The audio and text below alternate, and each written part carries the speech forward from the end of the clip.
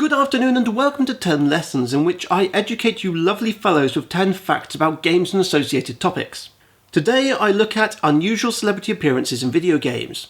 Video games are often linked with escaping from reality and enabling wish fulfillment, be it as a space marine saving humanity from an interstellar horde, or a piece of tofu surviving the zombie apocalypse. The real world rarely spills over into video games in any meaningful way. Yes, we get games based on licenses or sports with real world personalities in them.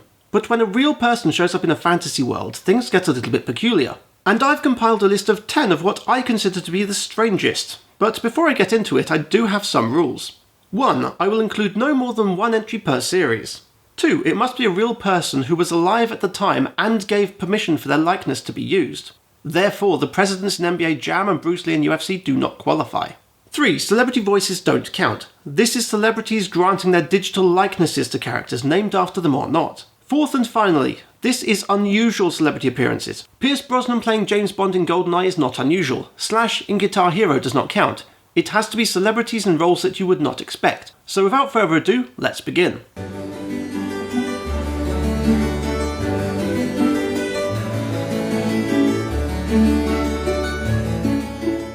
This is a bit of a personal entry for me that may mean nothing to most viewers. But in the early 90s there was a television programme called Bad Influence, which was all about video games in a very middle-class British TV sort of way.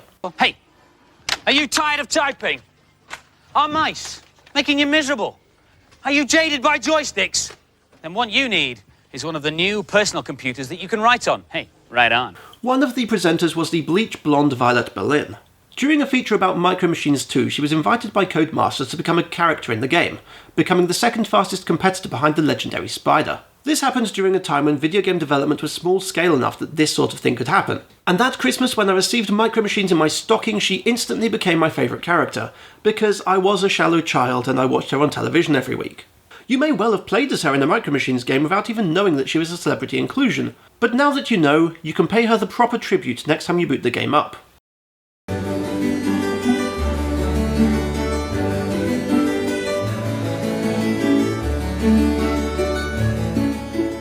The WWE can be weird at the best of times. Zombies, naked asexual giants, anthropomorphic dancing turkeys, and God himself have all made appearances in the squared circle. But even so, WWE 2K16 still managed to pull out a strange celebrity appearance, with the Terminator being a playable character. Granted, this is a cross-promotion with Terminator Genesis, and Arnold Schwarzenegger is a good friend of Triple H's, but it's a lot stranger than it seems on the face of it. If we ignore the fact that the game openly acknowledges that he is a robot by referring to how unfair his threat sensors are, and the logic of allowing a well-known, near-indestructible murderous machine to fight in a company that has been going through one hell of an injury epidemic lately, there's still the small matter of the character being named Arnold the Terminator Schwarzenegger. And approaching the ring, from the year 2029, Arnold the Terminator Schwarzenegger. Known as the Austrian Oak, Arnold started weight training at the age of 15 and soon after was competing in the Mr. Universe competition. What this means, dear viewer, is that in the WWE universe, Arnold himself is actually a Terminator. It's not that he is an actor who played the Terminator. It is not the Terminator character from the film. No, Arnold Schwarzenegger, the man, the former governor of California, is actually a Terminator. When he warps into the stage, that's Arnold. That's just something he can do. And there are at least 2 of him, because you can make the Terminator 1 and Terminator 2 versions of the former Mr. Universe fight each other. Then, to add to all of this, the Terminator 1 version of Arnold is rated at 91, while the T2 version is rated at 94. This means that in Terminator 1, the following wrestlers could stand toe-to-toe with Arnold: Kevin Owens, The Big Show, Brock Lesnar, Daniel Bryan, John Cena, Randy Orton, The Rock, Seth Rollins, Sting, Stone Cold Steve Austin, Triple H, Shawn Michaels, and The Undertaker. However, only Austin, Brock Lesnar, and John Cena could stand against Arnold from Terminator 2. And the only one that I actually believe out of that is Brock Lesnar. It is one thing to introduce a fictional movie character to wrestling. Hell, WCW did that with RoboCop in real life. And with Chucky. But in this game, they have taken the real human, Arnold, and established that he is actually the Terminator. In fact, here are some examples of them lumping Arnold in with the character the Terminator. And approaching the ring, from the year 2029, He then continued on to become the youngest Mr. Olympia ever at the age of 23, and for the next 6 years, dominated the competition until he retired in 1975. Oh, the Terminator has threat detection technology, Cole. That seems hardly fair for his opponent. Arnold's in a bad spot. Yeah, I would never believe this would happen to the Terminator. Oh, yeah, he's done. The 7-time Mr. Olympian just terminated him. That's it. It's over. The Governator has terminated his competition. His internal computer is going to get scrambled if he keeps taking damage like this to his head. At least his bionic red eye isn't showing yet. This is a wreck. If you stop and think about it, it's just a very strange way to present him. Why they didn't have Arnold as one character and the Terminator as the other, I will never know. Because the man himself has appeared on WWE television in the past. It's not like he's not associated with the company. In fact, he appeared as himself at WrestleMania 31. As a Terminator. Actually, I take it back, the game was right all along.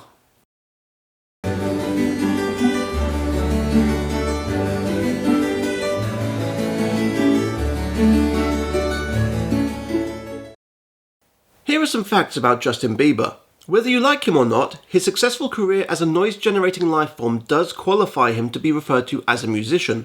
He is a fan of basketball and may even be good at it on an amateur level, like how I'm good at drinking wine. He is not 6'4" tall, nor is he a basketball legend despite what 2K Games says. In fact, he stands at roughly 5'7", which is slightly shorter than me, and I am not a tall man. Yes, for whatever strange reason, Justin Bieber was included as a celebrity superstar in NBA 2K13, and he is able to hold his own with actual basket players who do this for a living. By all means, add celebrities to your game, it's a bit of fun. Even exaggerate their skills a bit if you must, but stretching a small Canadian by 9 inches and statting him to be amongst the greatest players of all time is where one has to draw the line. I know that NBA 2K13 also features other celebrities, but none of them are as buffed as Justin Bieber is. Because with a rating of 92, he is ranked amongst the top 10 players in the game, on par with such people as Derrick Rose and Carmelo Anthony, whoever they are. But with all respect to Mr. Bieber, no fudge stats will ever help him surpass Michael Jordan, who is so good at basketball that he helped Bugs Bunny defeat aliens in an intergalactic tournament.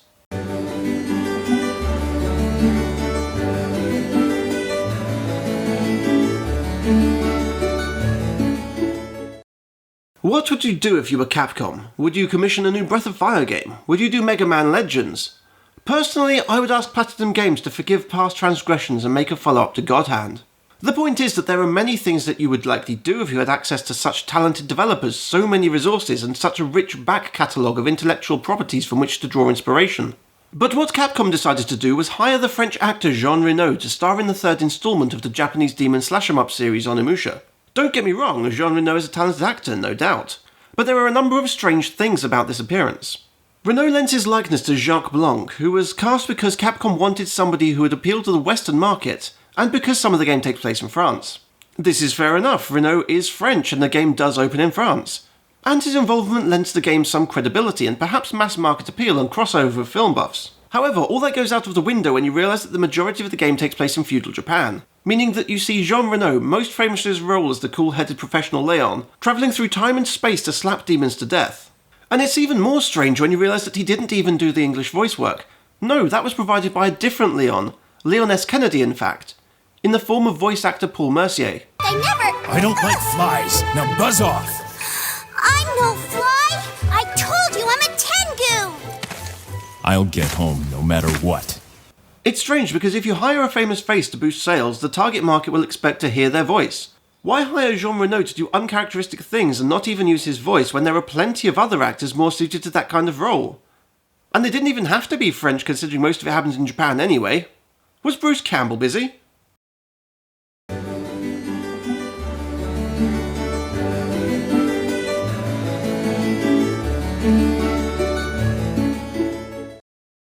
Warning, this entry contains spoilers for the Fight Club movie, you have been warned. The Fight Club game was a bad idea. Well, perhaps not bad at its core. Fight Club had fighting in it. Fighting is something that the games do well, just look at Street Fighter. That even has the word fight in its name. It's just that the Fight Club film wasn't really about fighting. But making an authentic Fight Club video game would be very difficult.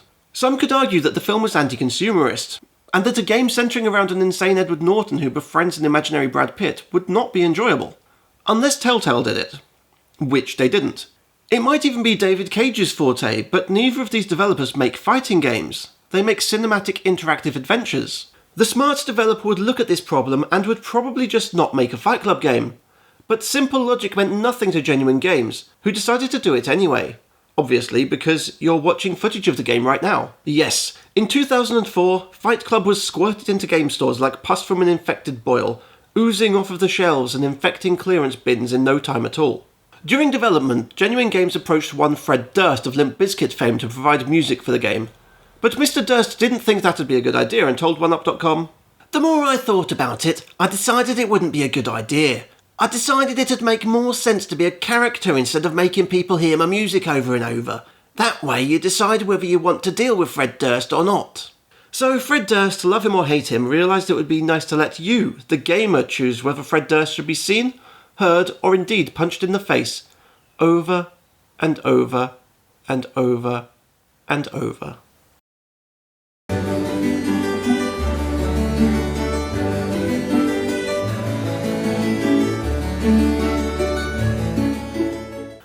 Michael Jackson is no stranger to video game appearances. The video game adaptations of Moonwalker were legendary, and there's the small matter of Sonic 3's soundtrack. But his appearance in Midway's 2000 Box 'Em Up Ready to Rumble Boxing 2 is a little bit odd. I mean, yes, he has also appeared in Space Channel 5, which is a strange game in itself, but it was a perfect fit for Michael. Let's face it, he was basically an alien and he loved dancing, and that's what Space Channel 5 is all about. But Michael Jackson a boxer? The combatant a pugilist? No, that's a strange one even for him. Rumour has it that he was a fan of the original game and asked to be in it, but even so, he's just not a believable fighter. By all accounts, Michael Jackson was a gentleman, a pacifist. I mean, yes, he was also a car, and sometimes a big death robot who transformed into a spaceship. And sometimes he would kill people with amazing dance moves. But he was not a fighter. Midway really had their work cut out to just make this even somewhat believable. But to their credit, the animators who worked on Michael sure earned their pay. If you want to put him through his paces yourself, all you have to do is beat the game twice and he's yours. Perhaps Michael was secretly the second coming of Muhammad Ali, but his passion for music meant that we never got the chance to see him smash people's faces in. But at least we have some idea of what it would have been like thanks to Midway and Ready to Rumble Boxing Round 2.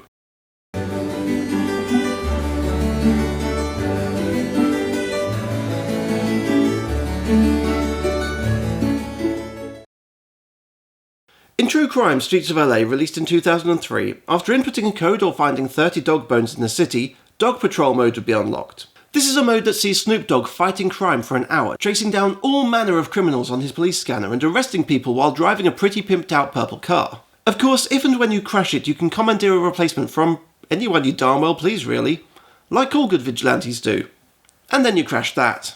But the strangest thing isn't even that Snoop Dogg recorded his own dialogue for the game, or that Snoop Dogg the fictional character was nominated for numerous awards for his portrayal of himself, but that this was put behind an unlockable wall. Snoop doesn't appear in the story, he is solely there for this completely tonally dissonant side quest. You may well point out that a number of other characters in this list are unlockable as well. It's not a game where versus modes can lend themselves to slightly off-the-wall encounters. Where GTA is known for its comedic elements and celebrity cameos, True Crime's gritty main campaign is completely at odds with a day in the life of Snoop Dogg. Yet it's fun to know that in the game's campaign this may actually be canon and happening elsewhere in the city. But really, how did they get Snoop on board? There are no interviews I could find to explain why he of all people came on board for this particular game. The most logical reason I can think of is that he just said he wanted to be a character as part of a deal to get his music in the game. Or did he just show up stoned one day and wander into a mocap booth like a hip-hop Mr. Magoo? Actually, that doesn't sound too far-fetched. Let's go with that.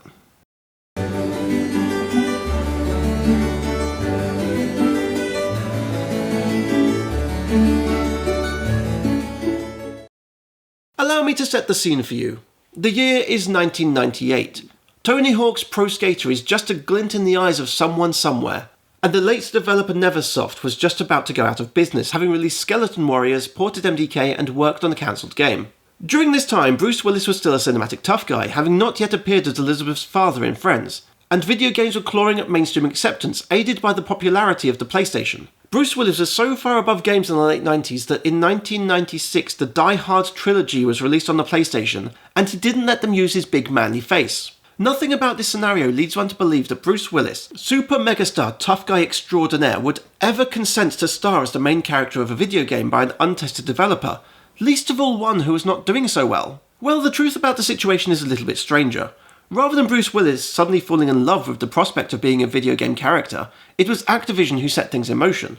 Activision had paid an absolute fortune for Willis's likeness. The plan was originally to use Bruce Willis as an AI sidekick in a video game, but the in-house development team was unable to produce anything decent enough to use, and Activision let them go.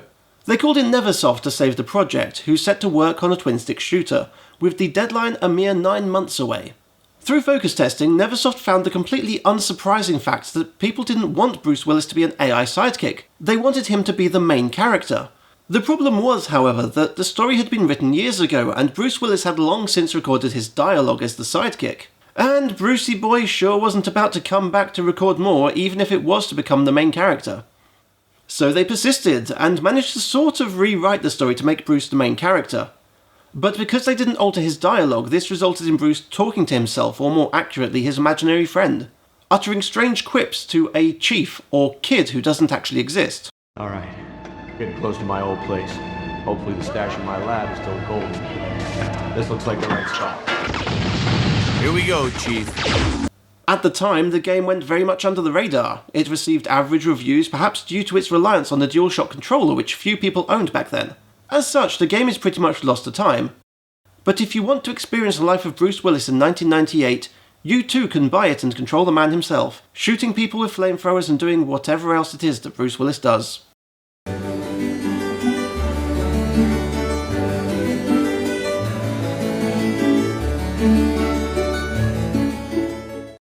When I first heard about Gary Coleman appearing in Postal 2, I wasn't surprised. The Postal series is chaotic, strange, and has a reputation of doing stuff, so it would take something quite special for me to consider it for this list.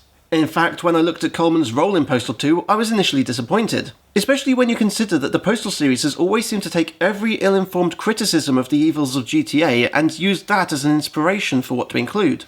In Postal 2, Gary Coleman is doing a book signing on Gary Coleman Day, which is a thing in the game, and you have to get the book signed to complete a mission. If you actually get the book signed by Coleman, which is sort of optional because you can murder people to obtain a signed book if you don't want to queue up, he tells you not to put it on eBay, and then the police come to arrest him, leading to a firefight and his possible death. You can also kill him, of course, and I guess that's a little odd, but nothing too spectacular given Postal's reputation. In fact, the most notable thing, aside from how well he uses grenades and assault rifles, is how good he is at absorbing bullets.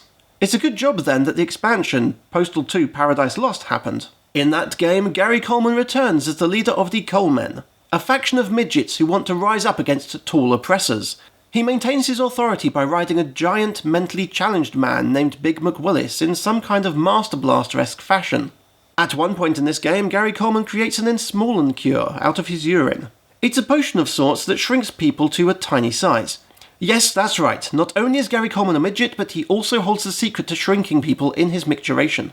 At some point, Coleman is betrayed by the Postal dude who shrinks Big McWillis to a tiny size with the cure while they're both standing over an abyss and they fall in. As the Postal dude tries to escape the now enraged Coleman, Gary reappears in a tunnel boring machine and tries to exact his revenge. If you survive this onslaught, it is later possible to square off with him in combat where he once again fights using grenades and an assault rifle. What more can I say except that this is a thing of beauty, really, because so few celebrities would be happy to have their defining characteristics amplified in such a surreal way. But Gary Coleman was happy to take it to the next level, to the point that he became an authentic part of the Postal world. And that's a rarity in itself, and something that we should all be thankful for.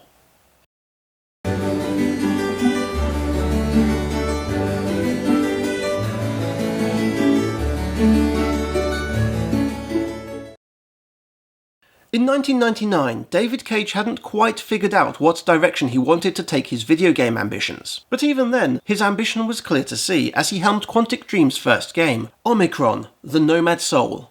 But we aren't here to talk about David Cage. We're here to talk about David Bowie, who lent quite a sizable slice of his time to the product. Not just in that he lent his likeness to two characters, did voice acting, provided his wife as a character model, and even wrote a whole music album and the actual soundtrack to the game. With Bowie's passing earlier this year, David Cage wrote about his experiences of working with the musician, shedding light on just how unusual this celebrity appearance was for the time, and still is even by today's standards. Cage says that he was due to meet Bowie for a 20-minute meeting and a bid to convince him to provide the rights for one song to be in the game's soundtrack. That meeting lasted for 2.5 hours, with Bowie reportedly excited enough to refuse to provide just one song, but instead he wanted to write the whole soundtrack. From there, Bowie would drop in on Cage from time to time to discuss the themes of the game with Cage, so as to understand how to provide the perfect soundtrack, which included instrumental pieces and a 10-song album. He and his band were motion captured performing concerts that could be discovered in the game, and he played 2 characters in the narrative, the most famous of which being Boz, an electronic mystical being who led a religious order. Yet considering the megastar involvement, Omicron was largely forgotten, an obscure game from a new developer which was flawed in many ways despite, or perhaps because of its ambition. Yet here amongst it all, as not just a character but as a huge creative force behind the game, was David Bowie, a celebrity who happens to have fallen in love with the project, not because of money, but because of artistic passion. And don't forget that this was in 1999, way before video games were considered to be worthy of real celebrity appearances. Which is why Apocalypse was notable in 1998, but you didn't see Bruce Willis clamouring to record new dialogue for his character. Bowie didn't just grudgingly provide his face or voice. He was never asked for them. He offered them. And in his death, the surprise from his fans to discover this forgotten game shows just how unexpected and unusual it all was. And that concludes my 10 lessons for the day. And I hope that you've learned something. Or perhaps I've been talking bollocks this whole time. Thank you for watching this first episode of 10 Lessons. If you enjoyed this video and want to see more, why not support me on Patreon? It's entirely optional but will allow me to dedicate more time to pumping out videos like a videographic trollop. Plus it stops me from running out of wine, which is the most important thing of all. If you would rather not part with your pennies, then why not discuss your favourite celebrity appearances in the comments below, because I know that I've missed plenty. Or perhaps leave a suggestion for a video you'd like to see, both of which you can also do on my Facebook page linked in the description. My next video is a Finding the Plot episode on Dust and Elysian Tale. I'll see you then.